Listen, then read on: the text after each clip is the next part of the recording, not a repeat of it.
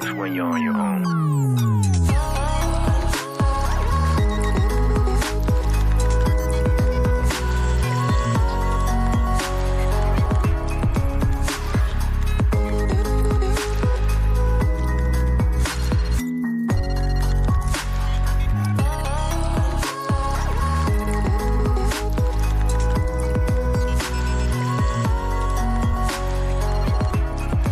Fala aí pessoal, mais uma vez o canal Ciência Passo a Passo trouxe para você um vídeo extremamente fundamental e interessante, especialmente para quem esteja aí seguindo cadeiras paleontológicas, né?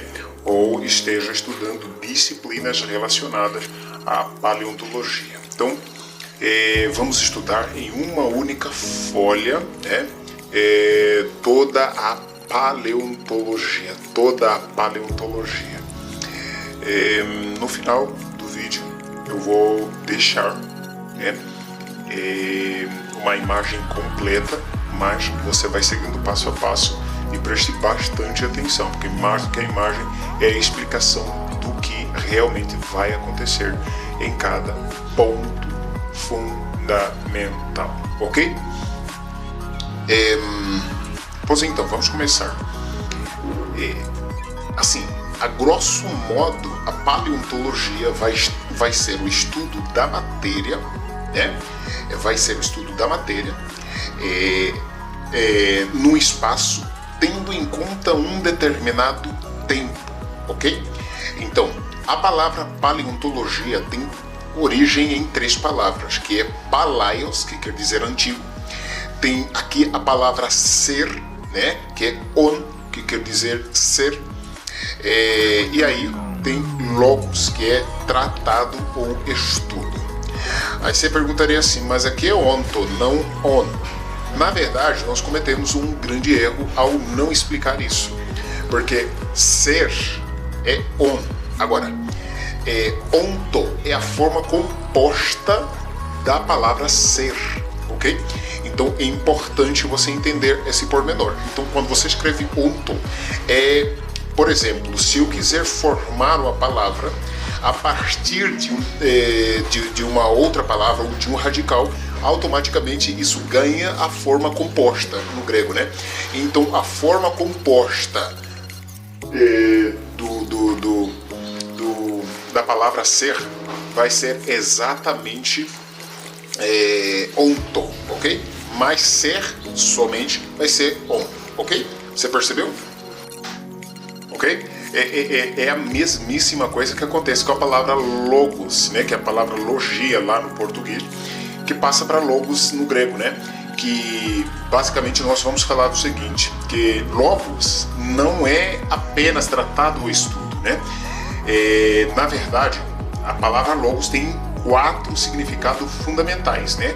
Em última instância, ele é tratado o estudo quando estamos falando a respeito ou em contexto de estudos científicos. Aí, esse logos vai significar estudo, tratado ou até doutrinas. O que quer dizer que quando você fala biologia, você está falando as doutrinas da vida, ou seja, o estudo das doutrinas da vida, né?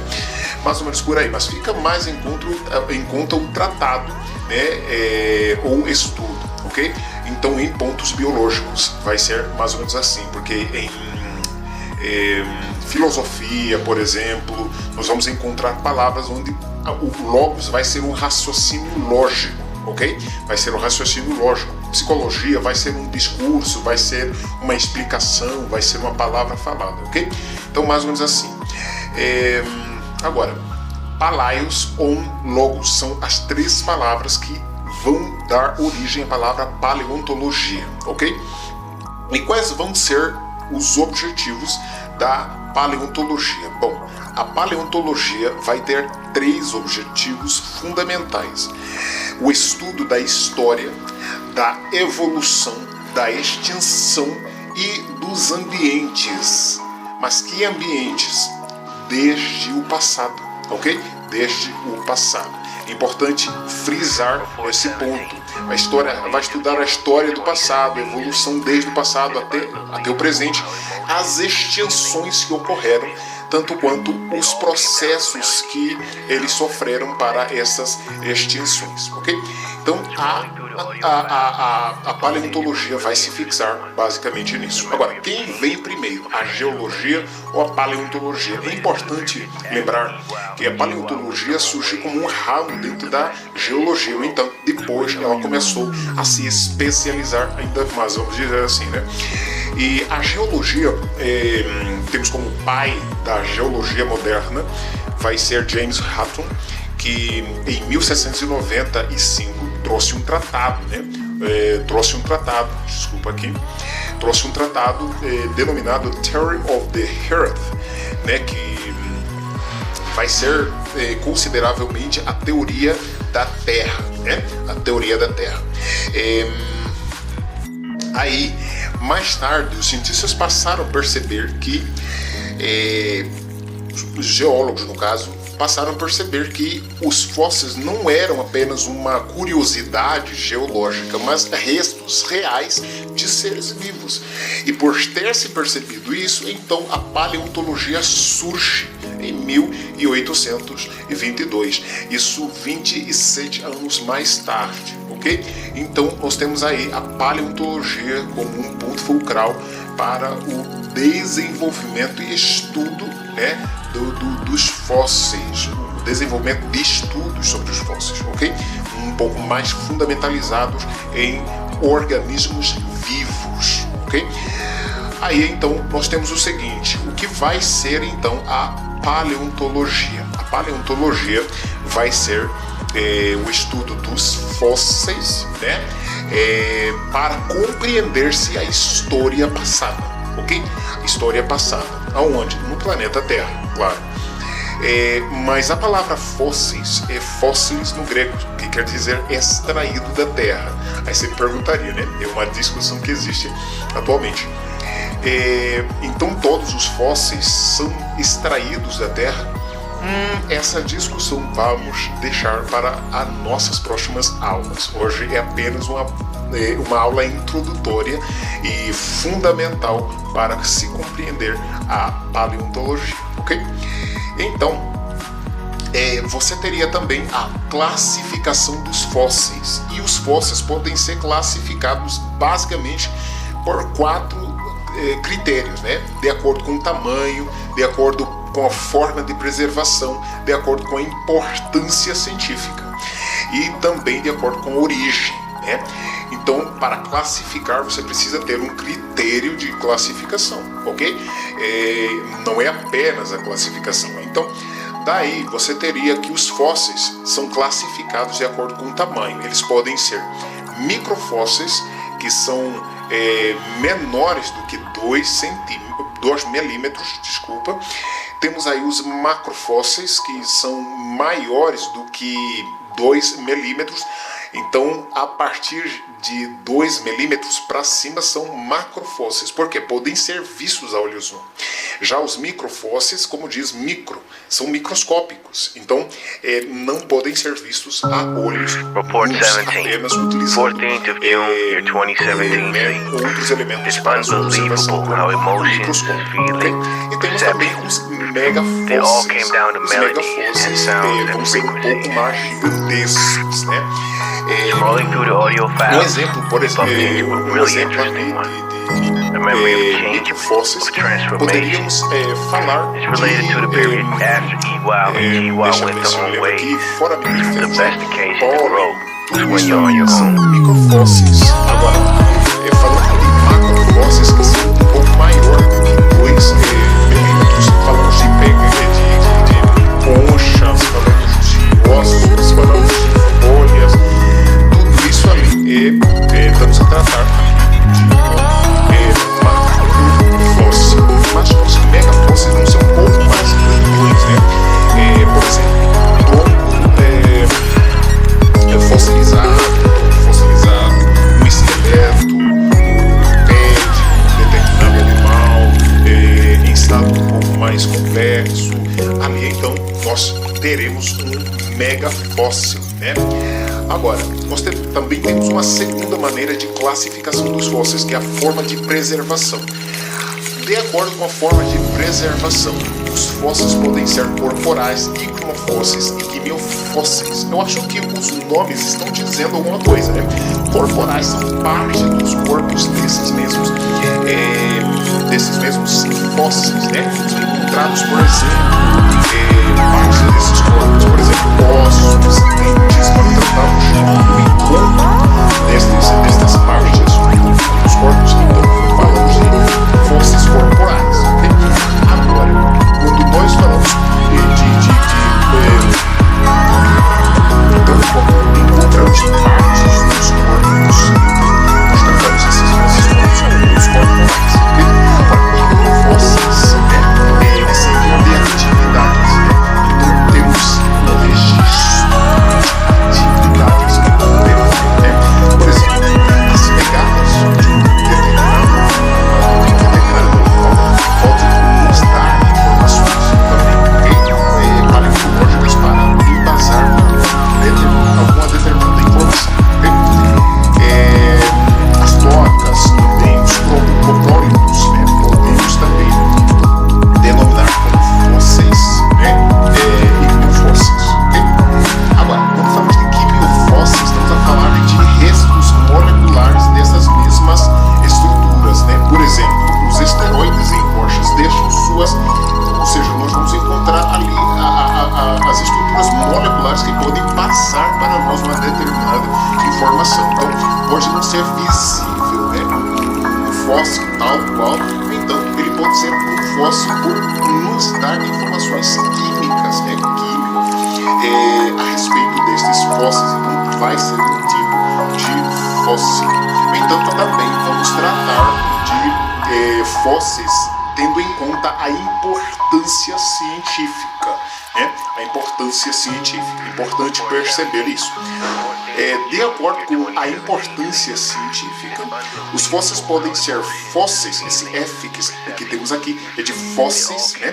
Fósseis guia, que vão ser direcionadores, né? Como diz o nome, guia. Fóssil guia vai permitir as datações e correlações de camadas geológicas, ou seja, quando temos um fóssil guia, ele vai nos guiar para permitir a correlação de camadas geológicas, quem surgiu primeiro, o que estava ali, o que assim.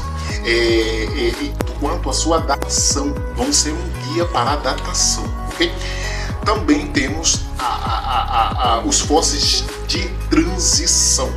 Os fósseis de transição, como diz o nome, vão ser fósseis que vamos utilizar como formas intermediárias para perceber o passo de transição evolutiva entre uma espécie e outra, né? Aí, necessariamente, nós vamos ter o seguinte, vamos ter a evolução das espécies, que vai acontecer, o passo de transição que vai ocorrer, vamos chamar esses fósseis de transição. Então, vai ser um fóssil intermediário entre o anterior fóssil e o fóssil posterior. E aí, então, você teria o quê? Você teria o seguinte, né? O fóssil de transição, por exemplo, nós vamos ter as formas intermediárias. Um organismo, né, que deixou seu fóssil, no caso, esse fossilizou, e antes dele temos um outro, né? Então este vai ser o intermediário entre o posterior e o anterior. Então vai ser chamado de fóssil de transição, ok? Para a compreensão de transição evolutiva, ok? Temos também os fósseis vivos. Isso é bem interessante, porque como é que um fóssil vai ser vivo? Em 1938, por exemplo, na África do Sul, foi descoberta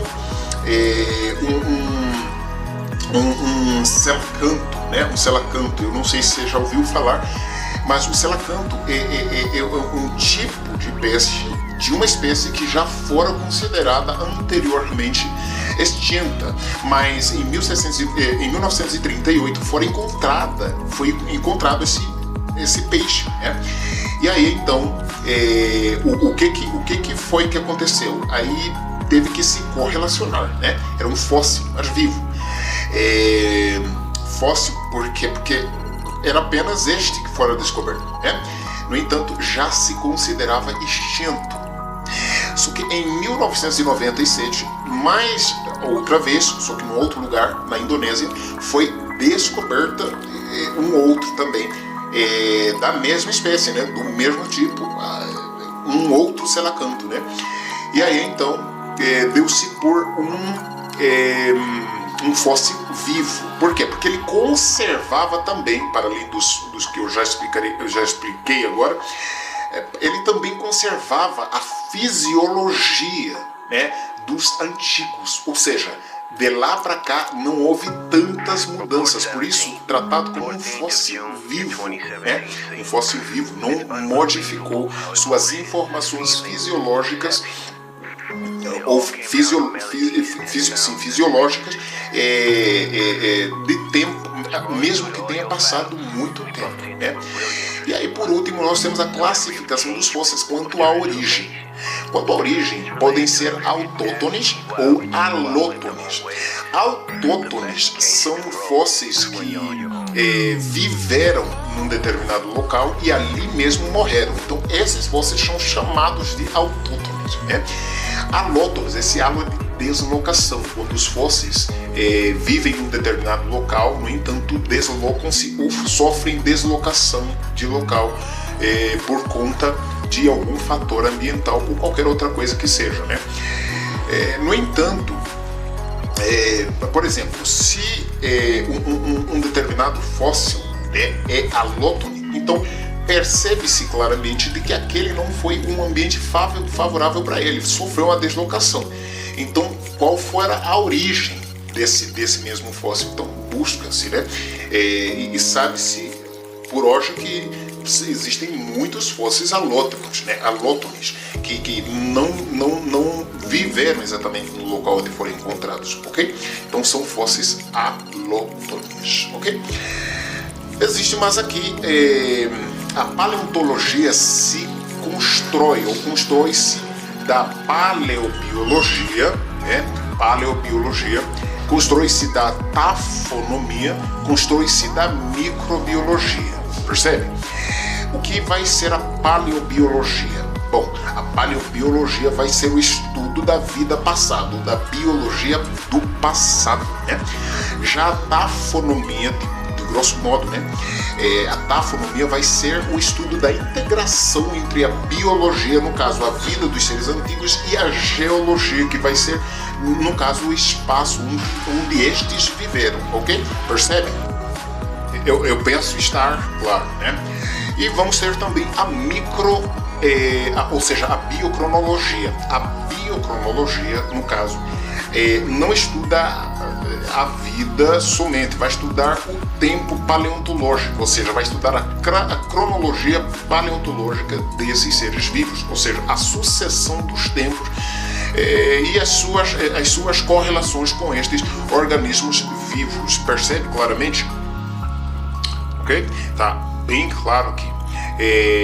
Vamos ter aqui as subdivisões também da paleobiologia.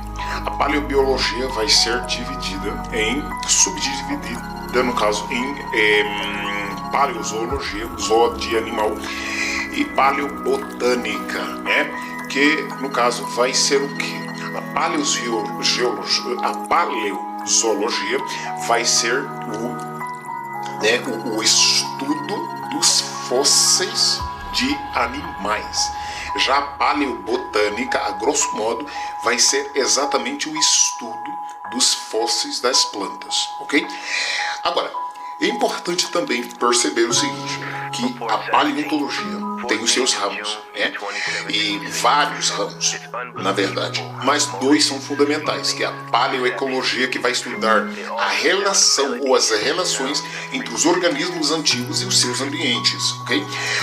Vamos ter também ali a paleobiogeografia. Pessoal, esse daqui é interessante, porque vai estudar a distribuição dos fósseis para compreender os continentes primitivos, ok? Ou seja, quando falamos disso, nós falamos da Pangeia, que era o continente único que havia. No entanto, com o tempo, houve assim grandes divisões onde continentes começaram esse único continente, no caso a Pangeia, começou a se expandir, ok? E aí então surgiram vários outros continentes. No entanto, a distribuição dos fósseis, de acordo com essa distribuição continental, vai então ser chamada de paleobiogeografia, ok? Compreender onde cada fóssil pertence na sua origem, né? A sua origem. Então é importante perceber isso dali, ok? E por último passo, nós temos algo extremamente interessante, né? Interessante. Nós vamos ter aqui os processos de fossilização. Bom, os processos de fossilização podem ser 4 fundamentais, né? 4 fundamentais, que é a permineralização, que vai ser basicamente que esses fósseis vão estar recobertos, os seus tecidos, de minerais, ok? Então, os minerais vão estar ali presentes como um modo de preservação. No entanto, temos outro tipo, que é a moldagem. A preservação vai ser externa, ou seja, é o externo do fóssil que vai ser preservado, ok? Temos o outro tipo, que é a carbonização, que não é a parte externa, não são os minerais, mas basicamente apenas vai haver preservação do carbono, ok? Nesse fóssil há apenas a preservação de carbono. E temos também o âmbar, que são os fósseis que você encontra que eles estão presos em uma resina, né? Em uma resina endurecida. Então, quando um fóssil está preso em uma resina endurecida, nós chamamos de âmbar.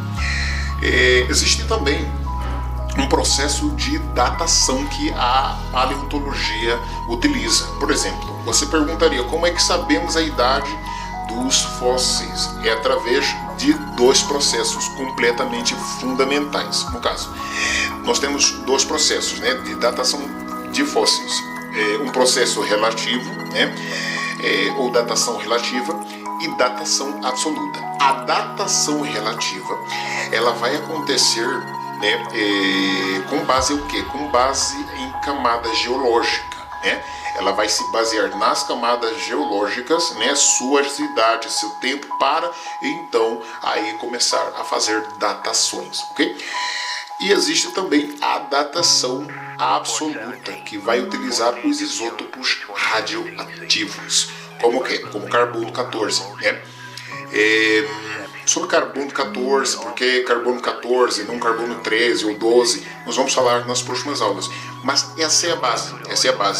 E é importante também ter em conta do que nós estamos aqui a falar de fóssil, né? Que acabei aqui de lembrar de alguns pormenores importantes para você ter em mente para considerar um fóssil. Paleontologicamente falando, existem principalmente, ok? 3 fundamentos para que possa algo ser considerado um fóssil. Mas quais são esses pormenores? Primeiro é a origem biológica, ou seja, deve ter vindo de um ser vivo, ok? Esse fóssil tem que vir de um ser vivo. Depois temos também o tempo que basicamente a paleontologia considera que o tempo mínimo, a idade mínima de um fóssil deve ser de 10.000 anos. Os que estão mínimo a isso ou menor a isso podem ser considerados um subfóssil ou resto orgânico, ok? Temos também o processo de preservação. Ele deve ter passado por um processo de fossilização, como a petrifação, a permineralização, a moldagem, a carbonização, âmbar ou outros tipos que nós temos consideravelmente, ok? Então, daí nós temos a sucessão de cada ponto, que é para compreendermos o que nós temos por aí dentro da paleontologia. E aí, pessoal, você gostou do vídeo? Compreendeu a paleontologia em uma única folha? Percebeu o que nós temos aqui? Como é que funciona basicamente cada processo? eu penso que a maior parte das dúvidas você tenha tirado, porque a paleontologia é diferente de Charles Lyell, né, que uma vez disse que o presente é a chave para o passado, ou seja, a chave do passado. No entanto, a paleontologia vai ser um pouco mais diferenciada, porque ela vai estudar, ou seja, vai dizer que o passado é a chave do presente, é algo antagônico, né? No entanto, é exatamente isso. Eu espero que tenha gostado do nosso vídeo e espero que você já seja um inscrito, porque tem mais vídeos como este vindo. E se você deseja compreender alguma disciplina, passe para nós a informação. Então, nós vamos ajudar você a destrincar cada um dos pormenores da mesma disciplina, ok? Eu fico por aqui. O nosso canal está aberto para você, para as suas dúvidas. Deixe os seus comentários. Nós vamos ficando por aqui e um grande abraço.